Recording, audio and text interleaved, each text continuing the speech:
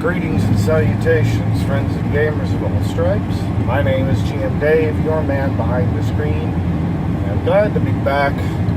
Another episode of So You Want to Be a GM.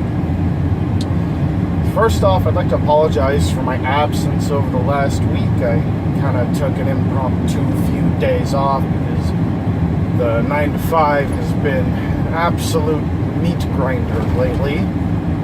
Has been utterly exhausting, and I've now hit a point at work where my schedule is going to be alternating from week to week, something that used to be happening, and haven't been doing that for a while, but we're unfortunately back to doing that again, so yay that.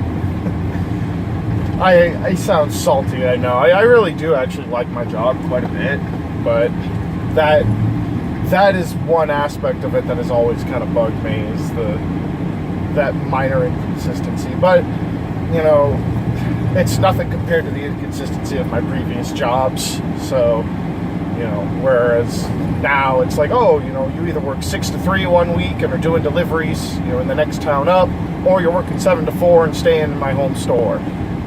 Not that big a deal compared to especially previous jobs I worked at, which were mostly grocery stores, where I could be working 5 to 2 one day, and then 7 to 10:30 or 7 to midnight the next.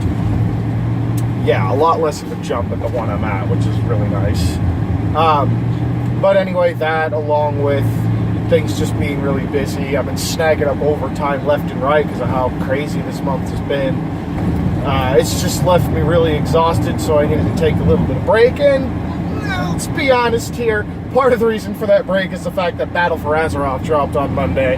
And, yeah, prepare to have some new video background in the upcoming videos as I grab some gameplay footage of me leveling my Death Knight and just use that as backing for the stuff I talk about. Excuse me. Grab a little bit of water here before I continue. My voice is kind of rough today. It's actually probably not the best day for me to start again. Throat's a little raw and my voice is kind of rough, but we're gonna get going again anyway. So today I wanted to talk about something that actually one of my followers on Minds mentioned to me, a little something that I forgot about, and it's a habit to avoid. And I like the term that he made up for it. I don't know if he necessarily made it up, but the term he used for it is one that I personally really like, and that is the Superstar GM. Now, the Superstar GM, for those of you who might not be familiar with that term, is essentially, that's the GM that tries to make the game all about them. That's the guy who will be running the game and bringing the GM NPC that is an absolute powerhouse and steals the show. That's the guy who creates the in-depth villain who monologues for 10, 15 minutes at a time and will, you know, lock you into a specific way of doing things and force you to watch every cutscene so that the story plays out exactly the way he wants it to. And damn your input as a player, because it doesn't really matter. Oh, excuse me. The Superstar GM, in short, is the GM that thinks they are the superstar, that they are the center of the show, that they should be the one whom everything is about. And this is one of the most toxic elements you can have in your games.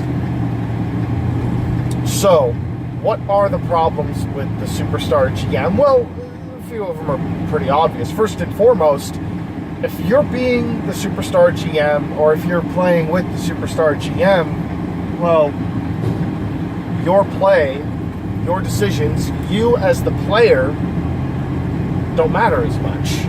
The players get put on the back burner in favor of having the stellar moments go to the GM instead. When that is absolutely the opposite of what the GM is supposed to be doing. Apart from laying down the plot threads, fashioning the world that the players play in, the GM's primary job is to facilitate the ability for the players to shine in the story. The players, after all, their characters are the main characters of the story. The GM provides the set, the backdrops, provides the locations, the encounters, the backup characters, the extras, all that stuff. Everything around the players is supplied by the GM. The story, the plot hooks for the story, and the general track along which it can follow is also provided by the GMs, but it is the players that ultimately decide how that story plays out. It is the actions of their characters that is meant to drive things forward.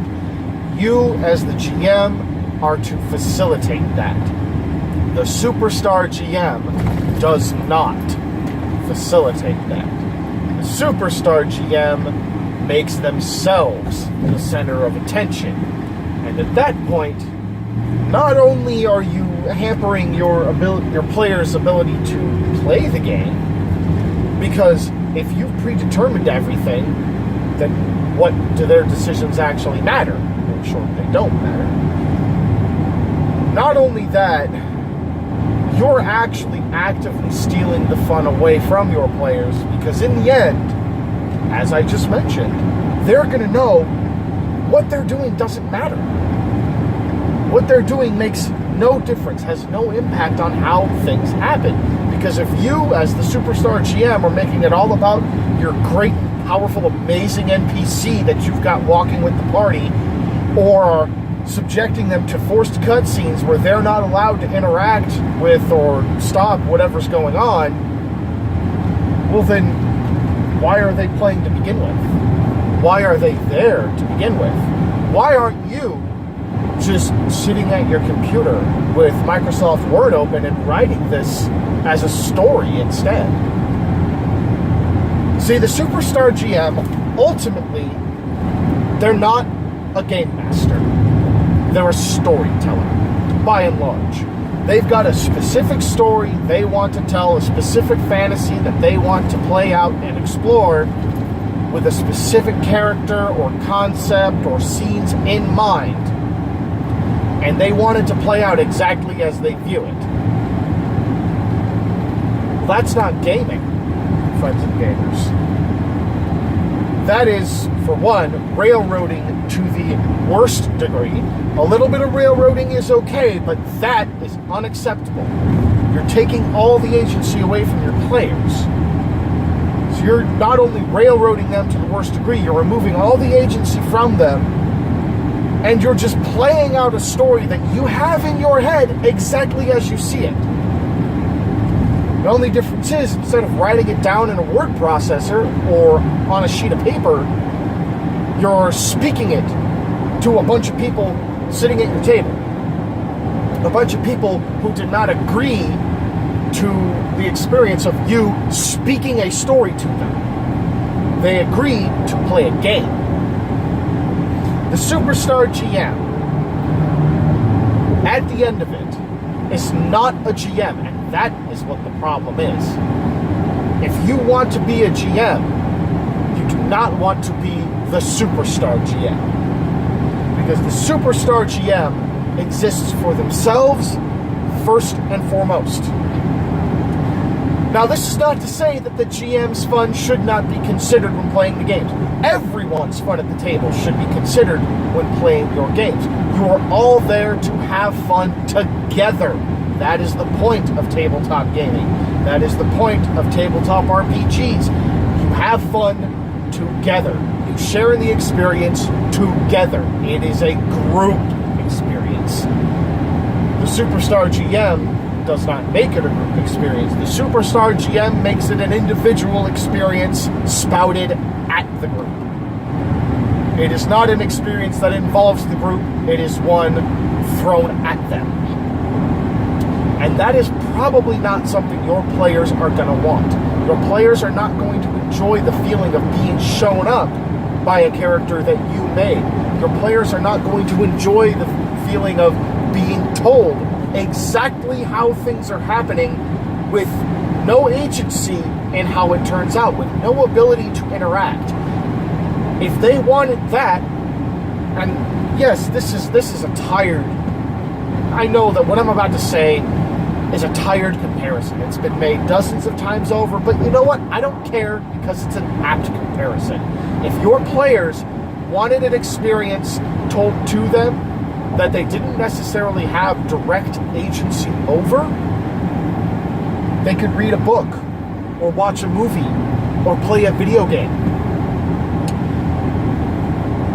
Players come to tabletop games to experience a shared story that they have agency in, that they can affect the outcome of, or at the very least, that they can feel like they have the illusion of affecting the outcome of. As I've mentioned in previous in previous installments of So You Want to Be a GM, GMs can especially good GMs, really good GMs can effectively make their players feel like they are having direct agency over a story while still keeping the key elements of the story they wanted in place, the key places they wanted them to explore, the key events that they wanted them to experience in place, by just keeping those instances and events and encounters malleable enough that they can be picked up and plopped somewhere else if the players decide to go that way instead. I call the term moving the house or moving the dungeon. You know, I liken it to that moment in SpongeBob. I don't know if you guys this is getting really stupid, I know, but if any of you are familiar with SpongeBob, you may know of the episode where Bikini Bottom is being threatened by an Alaskan bullworm. This giant worm that is big enough that it could literally just crush the entire town, by just crawling through it. And so SpongeBob finds the thing and he's freaking out, and Sandy the squirrel is like, "Oh, you know, I've wrestled worms when I lived out in Texas. I can handle this thing. Come on, SpongeBob, let's go take care of this thing." And everyone's like, "Yeah, great idea. You guys go take care of it." And as soon as they leave, well, what are we gonna do? They start arguing, and Patrick comes up, "Hey, we should take Bikini Bottom and push it somewhere else." And that's exactly what they do. They literally take the town and push it somewhere else. You can do the exact same thing with your dungeons as a GM, with everything that you have in place. If you're careful about it, if you're careful with how you set things up, and you remain flexible, and you remain calm and collected and willing to work with the decisions your players made, you can take anything that you have made and just pick it up and move it somewhere else. Like I mentioned in the very first episode, players decide to check out the collapsed keep instead of going to the town's old cathedral where you actually put the dungeon. That's fine. Add a tunnel in the keep that leads to the dungeon. Or make it turn out, oh, that what we thought was that old keep? No, that actually was a cathedral. It's just a really Spartan old cathedral. Things like that are ways that you can make your players feel like they have agency, make your players feel like they have an impact on the world without necessarily changing all of your plans. But the Superstar GM, they're not going to do that. The Superstar GM is, without necessarily realizing it, saying, fuck the players and their agency. This story is about my NPC. This story is about my events that I have set up, my chain of political intrigue. No. The story should not be about everything you set up. The story should not be done in such a way that everything plays out exactly as you want it to. The players need to feel like they're having agency. Otherwise, why are they playing at all? So there you have it, friends and gamers. That is my argument as to why you should not be the Superstar GM, why you should try to avoid falling into that role of the Superstar GM. And if you feel that urge to be like, oh man, I really want to do this in a game, I really want to explore this story, and I want to do it, I want to have this happen, this happen, this happen, this happen, and you feel the urge to start cutscening your players and locking them into exact things and forcing them to play with a ridiculously powerful NPC, stop right there, take a look at your notes, set them on the desk in front of you, and open Microsoft Word and start writing that as a book. Because that's ultimately what you're doing. All that you're doing is spouting a story that you have in your head to your players. That's all the Superstar GM is. A selfish storyteller. So what are your thoughts, friends and gamers, on the concepts of Superstar GMs, or the selfish GM, or whatever you have, whatever term you have for that? Have you encountered that in the past? And if so, you tell me some of your stories about that. You know, what are some encounters you've had with Superstar GMs? What are some techniques you think can be done to dissuade GMs that might be looking to do that from going down that road? Or have you fallen into that trap yourself? You know, there won't be any judgments here if you do that. If you fall into that trap yourself, I would dare say that, honestly, a lot of us probably have at one point. If you fell into that trap yourself, what are some things that you've learned from that? What are some experiences that you gained, some knowledge and understanding that you gained from that maybe pulled you away from that, if that is the case? Let me know in the comments below, and let's have an interesting conversation about that. If you like my videos, you like what I do, please feel free to subscribe and hit that bell notification button. But more than that, make sure you follow me on social media for regular notifications. Speaking of social media, I am actually going to be branching out onto a new video platform coming this weekend. I'm going to be branching out onto BitChute. I was going to do that last weekend, but I decided, I didn't actually decide not to, but the Darling in the Franxx video I made ended up taking so much more time to put together than I thought, because my video recorders ended up acting incredibly unstable, that I ended up not really having the time to start up BitChute and begin transferring things over. But starting this weekend, we're probably not going to get any new videos up over the weekend, but I will be opening up BitChute. I will be transferring videos over. I might get at least one video up this weekend. I'm probably going to actually start on the next part of Heretic, because tomorrow I'm going to put up the final episode of the first act of Heretic. We're going into the second world now, so I'll probably put up the first episode for the second world of Heretic, probably on Saturday afternoon, Saturday evening. So keep your eyes open for that. Yeah, make sure to follow me on social media below. Also keep your eyes open, because this weekend, I was hoping to hold off on this, but finances being what they are, money's been getting a little tight lately. That's part of the reason why I've been actually actively trying to snatch up as much overtime as I can at work. So I'm actually probably going to be opening a Patreon page starting this weekend too. BitChute and Patreon will both be going up this weekend. Keep your eyes open for that. I'll make an announcement about it when it actually happens. And as always, friends and gamers, if you like the video, please feel free to leave it a like. And with all of that said and done, it is, as always, my sincere hope that all of you continue to roll high, role play well, and game on. And friends and gamers of all stripe, I sincerely hope that you have a wonderful day. I will see you later this week with new videos, and hopefully starting next week we'll be back to a consistent upload schedule.